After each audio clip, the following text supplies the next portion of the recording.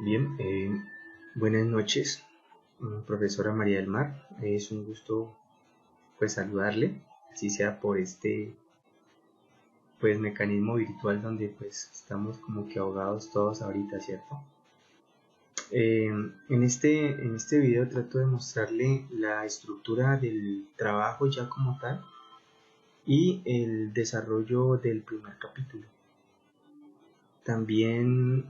trato de indicarle cuáles serían pues los puntos que se trabajarían o lo que busca cada capítulo y el sentido general del trabajo que ya había sido expuesto en el anterior eh, correo que le envié, donde le mostraba una síntesis de lo que pues, pensaba desarrollar, partiendo del hecho de que ya habían unos elementos elaborados. Entonces mi interés era conservarlos para no pues deshacer el trabajo como tal. Le indiqué también que pues habían unos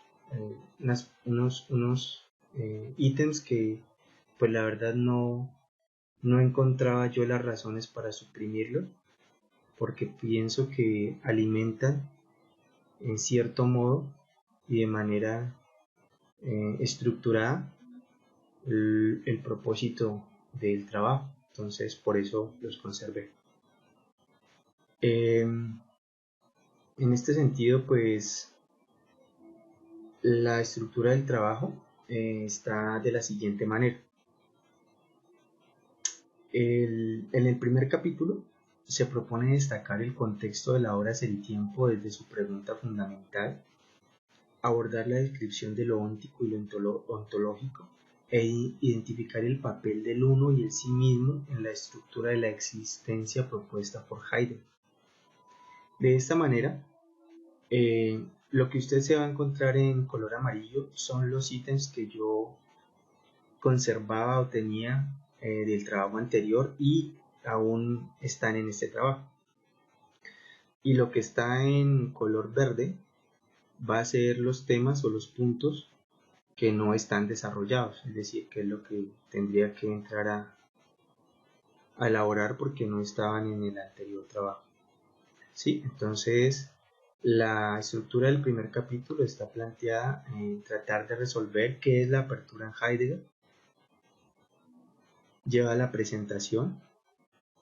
el contexto de Ser y Tiempo, que es la cuestión del ser en la obra Ser y Tiempo, el ítem 1.2.1, que es la necesidad de reiterar la pregunta por el ser. Luego continúa lo óntico y lo ontológico, que se conserva y trata de enlazar de alguna manera la noción del uno y el sí mismo con la exposición del profesor Roberto Rubio, que está referenciada en la, en la conferencia que él dio en la Universidad Pedagógica el año pasado. En el numeral 1.4 señala el ser ahí, ser en el mundo, destacando la correlación que se dan, y muestra en el numeral 4.1 la estructura existencial y el ser ahí, luego el ser ahí y el ser en el mundo. En el numeral 1.5 señala el ser en el mundo en cuanto a significatividad para destacar brevemente la analítica existenciaria y sentido de la significatividad. En ese sentido pasaría al segundo capítulo, que trata de responder cuáles son los elementos de la apertura expuestos por Heidegger y qué aportan estos a la incidencia de la afectividad en el acto educativo, lo cual trata sobre la descripción de los existenciarios, el carácter de la afectividad y la tesis abogada desde el profesor Roberto Rubio de cómo la experiencia de la afectividad, como anterior a todo conocer y significar, y el papel de la afectividad en el acto educativo, abordando elementos de esta como modo preparatorio para el tercer capítulo. Gran parte de esta tesis está también en la elaboración de su trabajo de grado, entonces creo que también está incluido dentro de la bibliografía y dentro de lo que se entraría a desarrollar, porque esta parte es la que no he escrito aún y tendría que pues darme a la tarea organizarla, sintetizarla para ese capítulo. El capítulo 2 entonces llevaría la presentación, la descripción de los existenciarios, que estaría en el encontrarse o la disposición afectiva, el comprender y el habla. Luego el numeral 2.3 habla del carácter de la disposición afectiva, señalando los sentimientos y la experiencia de la afectividad como anterior al conocer, que es el referente que le expuse anteriormente. Luego continúa la angustia y por último el aburrimiento. Aquí hago claridad sobre lo siguiente, ¿no? O sea, en el desarrollo de Ser y Tiempo está planteado el tema de la angustia, pero sin embargo lo que yo hice en el trabajo fue desarrollar lo del tedio profundo, del aburrimiento, que se encuentra de manera más explícita en un texto posterior al 27, que es Nietzsche 1, y en esa parte desarrolla como, a mi criterio, con más propiedad el tema pues del aburrimiento. Entonces me restaría entonces allí agregar el tema de la angustia, que más adelante trataría de exponer en el tercer capítulo, por qué se hace en relación al tema del acto educativo. Por último, pasamos al tercer capítulo, que sería de qué manera tiene lugar o cómo se da la aperturidad en el acto educativo, teniendo presente que desde las respuestas del capítulo 1 y 2 a la aperturidad y sus elementos, se señala en el segundo capítulo que la afectividad, aunque va en su correlación con los existenciarios,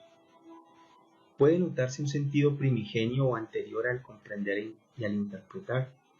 de tal manera que bajo esa connotación el acto educativo evalúa a grosso modo desde su hacer un obrar que aborde la afectividad como momento esencial para abrir la posibilidad de ser en el hombre, el ser desde el sí mismo, que esté dispuesto en un ambiente donde lo afectivo se potencie.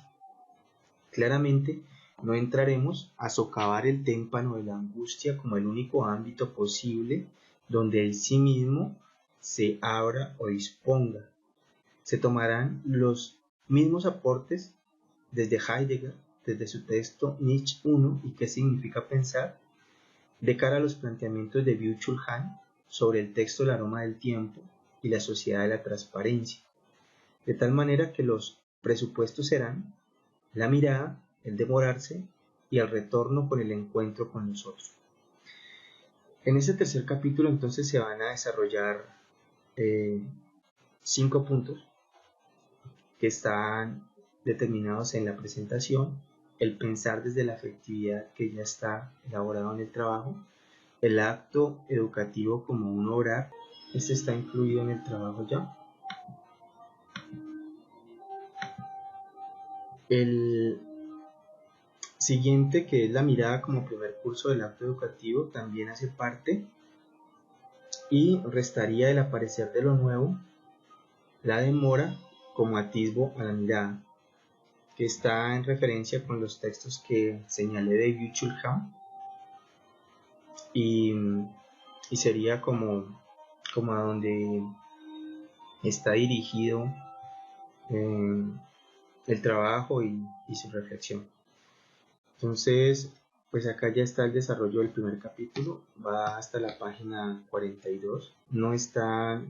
referenciada la bibliografía porque pues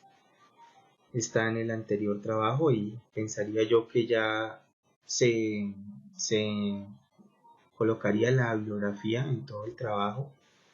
como tal, entonces por eso no la coloqué. Entonces, profe, pues traté de hacerlo de esa manera, tratar de una forma como muy resumida para no alargar los tiempos. Entonces le agradezco en la medida de su disposición y los tiempos que tengan para poder darme una lectura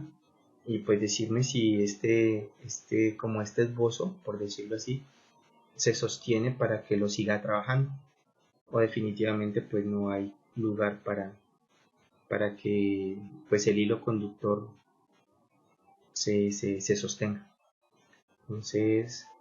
le agradezco mucho y que pase un agradable resto de jornada. Hasta pronto, que esté muy bien.